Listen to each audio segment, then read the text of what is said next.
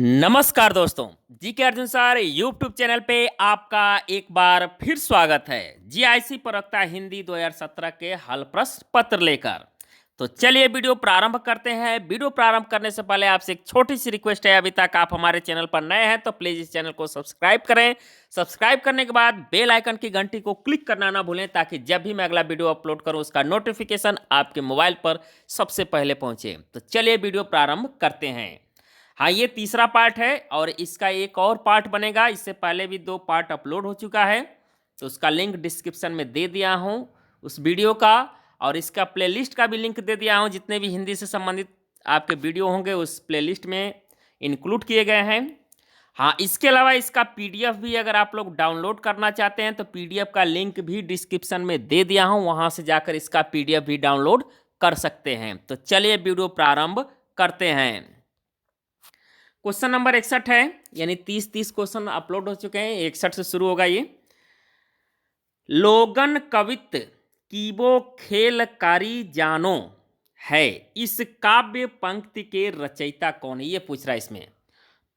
यानी लोगन कवित कीबो खेल करी जानो है, इस काव्य पंक्ति के रचयिता कौन है। तो इसके रचयिता है ठाकुर। आंसर हो जाएगा ए, ठाकुर।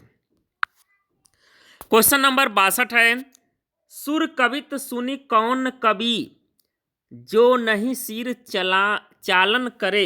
सूरदास के संबंध में यह प्रशस्ति कथन किसका है। तो ये प्रशस्ति कथन है नाभा दास का। आंसर हो जाएगा डी, नाभा दास का। क्वेश्चन नंबर 63 है, भाषा निबंध मति मंजुल मात नोती किस कवि द्वारा रचित श्लोक का अंश है। तो ये किस कवि द्वारा श्लोक का अंश है। भाषा निबंध मति मंजुल मात नोती, तो ये है तुलसीदास का। आंसर हो जाएगा सी, तुलसीदास का। क्वेश्चन नंबर 64 है, रस निष्पत्ति के संबंध में भट्ट लोलट का मत है। तो यह मत है किसका, ये मत है उत्पत्तिवाद का। आंसर होगा बी, उत्पत्तिवाद। क्वेश्चन नंबर 65 है, रस विवेचन में चित्र तुरंग न्याय की कल्पना इनमें से किस आचार्य ने की। तो इसमें से किस आचार्य ने की थी। तो इसका आंसर होगा ए, शंकुक, शंकुक। क्वेश्चन नंबर 66 है, इनमें से किस आचार्य ने काव्य गुणों की संख्या 10 मानी है। इनमें से किस आचार्य ने काव्य गुणों की संख्या 10 मानी है। तो वे आचार्य हैं जिनका नाम है भरत मुनि, भरत मुनि का है। क्वेश्चन नंबर 67 है, औचित्य के आधार पर होता है। औचित्य के आधार पर होता है, तो औचित्य के आधार पर होता है अर्थ निर्णय। आंसर होगा सी, अर्थ निर्णय। क्वेश्चन नंबर 68 है, किस अर्धसम मात्रिक छंद के विषम पदों में 11 तथा सम पदों में 13 मात्राएं होती हैं। तो वो है सोरठा। आंसर होगा ए, सोरठा। तो सोरठा जो है विषम पदों में 11 और सम पदों में 13 मात्राएं होती है, उसको सोरठा कहा जाता है। क्वेश्चन नंबर 69 है, परिप्रेम नंदलाल के मोहि न भावत जोग, मधुप राजपद पाई के भीख न मांगत लोग। इस उदाहरण में अलंकार है। इस उदाहरण में कौन सा अलंकार है। तो इस उदाहरण में अलंकार है जिसका नाम है दृष्टांत। आंसर हो जाएगा ए, दृष्टांत। क्वेश्चन नंबर 70 है, जन्म सिंधु पुनि मधु विष दिन मलिन संकलक, सिय मुख समता पाव कीमी चंद बापुरो रंक। इस उदाहरण में कौन सा अलंकार है। तो इसमें अलंकार है व्यतिरेक अलंकार, व्यतिरेक अलंकार। क्वेश्चन नंबर 71 है, पूर्वी हिंदी की बोलियों का विकास हुआ है। तो पूर्वी हिंदी बोलियों का विकास जो है किससे हुआ है। पूर्वी हिंदी बोलियों का विकास किससे हुआ है। तो ये विकास इसमें ऑप्शन दिया है सौरसेनी अपभ्रंश से अर्धमागधी अपभ्रंश से, मागधी अपभ्रंश से और 85 अपभ्रंश से। तो ये विकास हुआ किससे? अर्धमागधी अपभ्रंश से, यानी पूर्वी हिंदी की जो बोली है उसका विकास किससे हुआ है? अर्धमागधी अपभ्रंश से। क्वेश्चन नंबर 72 है, पवारी इनमें से किस बोली से संबंधित है? तो पवारी जो है इनमें से किस बोली से संबंधित है? दिया है ब्रज, खड़ी बोली, बुंदेली, अवधी। तो पवारी जो है बुंदेली बोली से संबंधित है। आंसर हो जाएगा सी, बुंदेली। क्वेश्चन नंबर 73 है, इनमें से किस बोली में ने का प्रयोग नहीं होता है? इनमें से किस बोली में ने का प्रयोग नहीं होता है? कौन से बोली जिसमें ने का प्रयोग नहीं होता है? कौरवी, अवधी, हरियाणवी, मालवी। तो इसका आंसर हो जाएगा बी, अवधी। अवधी में ने का प्रयोग नहीं होता है। क्वेश्चन नंबर 74 है, निम्नलिखित ध्वनियों में से कौन सुमेलित है? ग अघोष, फ अल्प प्राण, स उष्म व ठ सघोष। तो इसमें से कौन सुमेलित है ध्वनि, ये पूछ रहा है इसमें। तो इसमें सुमेलित है स उष्म का। क्वेश्चन नंबर 75 है, इनमें से उष्म व्यंजन नहीं है। इनमें से उष्म व्यंजन नहीं है, तो कौन इसमें उष्म व्यंजन नहीं है? तो वह है ल। उष्म व्यंजन कौन नहीं है इसमें? ल जो है उष्म व्यंजन नहीं होता है, यानी डी आंसर होगा इसमें। क्वेश्चन नंबर 76 है, इनमें से शुद्ध वर्तनी का शब्द है। इनमें से शुद्ध वर्तनी का शब्द है, तो इसमें शुद्ध वर्तनी का शब्द कौन सा होगा? तो इसका करेक्ट आंसर हो जाएगा कृसांगी। सी वाला जो आंसर है सबसे शुद्ध है वर्तनी इसमें, कृसांगी, कृसांगी।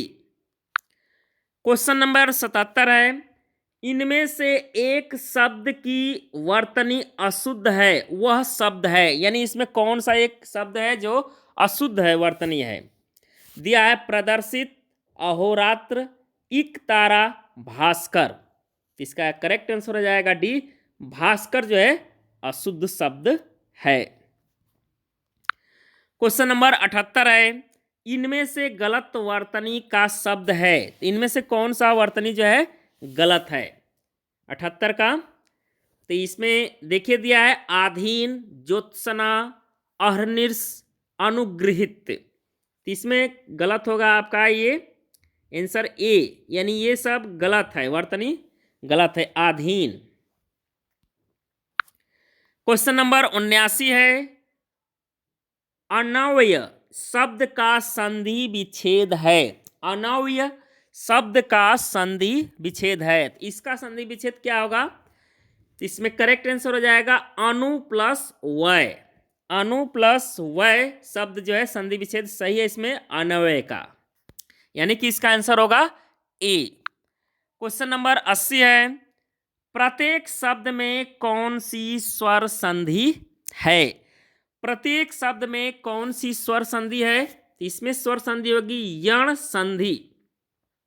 आंसर होगा सी, यण संधि। क्वेश्चन नंबर 81 है, तदाकार का शुद्ध संधि विच्छेद है। तदाकार का शुद्ध संधि विच्छेद है। तदाकार का शुद्ध संधि विच्छेद क्या होगा? तो इसमें करेक्ट आंसर हो जाएगा तत्, यानी हलंत इसमें होगा तत् प्लस आकार, तो तदाकार हो जाएगा शुद्ध जो संधि विच्छेद है। क्वेश्चन नंबर 82 है, धर्म बुद्धि में समास है। तो धर्म बुद्धि में कौन सा समास है? तो इसमें समास होगा कर्मधारय समास। धर्म बुद्धि में कौन सा समास होगा? कर्मधारय समास, यानी 82 का आंसर होगा सी। क्वेश्चन नंबर 83 है, जब वाक्य के मध्य में कोई शब्द या पद छूट जाता है तब उसे पूरा करने के लिए उस स्थान पर कौन सा विराम चिन्ह लगाकर उसके ऊपर लिखा जाता है? तो उसमें कौन सा विराम चिन्ह लगाकर लिखा जाता है? तो उसमें लिखा जाता है हंस पद विराम चिन्ह। आंसर हो जाएगा डी, हंस पद विराम चिन्ह। क्वेश्चन नंबर 84 है, कृत प्रत्यय लगता है। तो कृत प्रत्यय लगता है किसमें? तो ये लगता है क्रिया के अंत में। कृत प्रत्यय लगता है क्रिया के अंत में। क्वेश्चन नंबर 85 है, सौदामिनी का पर्यायवाची है। सौदामिनी का पर्यायवाची है, तो इसका पर्यायवाची होगा क्षण प्रभा। आंसर होगा सी, क्षण प्रभा। क्वेश्चन नंबर 86 है, इनमें से अज्ञ का पर्यायवाची शब्द नहीं है। तो इनमें से अज्ञ का पर्यायवाची शब्द नहीं है, तो वो है विज्ञ। अज्ञ का विज्ञ नहीं होगा, आंसर होगा इसमें ए। क्वेश्चन नंबर 87 है, स्वधर्म शब्द का विलोम है। तो स्वधर्म शब्द का विलोम क्या होगा? तो स्वधर्म शब्द का विलोम होगा परधर्म। आंसर हो जाएगा बी, परधर्म। क्वेश्चन नंबर 88 है, असंभव काम करना का अर्थक मुहावरा है। तो असंभव कार्य करना का अर्थक मुहावरा होगा आसमान के तारे तोड़ना। आंसर हो जाएगा ए, आसमान के तारे तोड़ना। क्वेश्चन नंबर 89 है, आंख का अंधा गांठ का पूरा इस लोकोक्ति का उपयुक्त अर्थ है। तो इसका उपयुक्त अर्थ होगा मूर्ख किंतु धनी। आंसर हो जाएगा सी, मूर्ख किंतु धनी।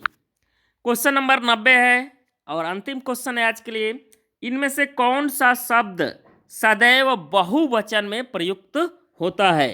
तो कौन सा शब्द इसमें सदैव बहुवचन में प्रयुक्त होता है? तो वो शब्द है प्राण। आंसर हो जाएगा ए, प्राण। तो ये थे क्वेश्चन आज के लिए जो 2017 के जीआईसी प्रवक्ता के हिंदी के पेपर में आए हुए क्वेश्चन है ये। तो ये वीडियो कैसा लगा? वीडियो पसंद आया तो इसको लाइक करें, अपने दोस्तों के यहाँ अधिक से अधिक शेयर करें। धन्यवाद दोस्तों। जय हिंद, वंदे मातरम।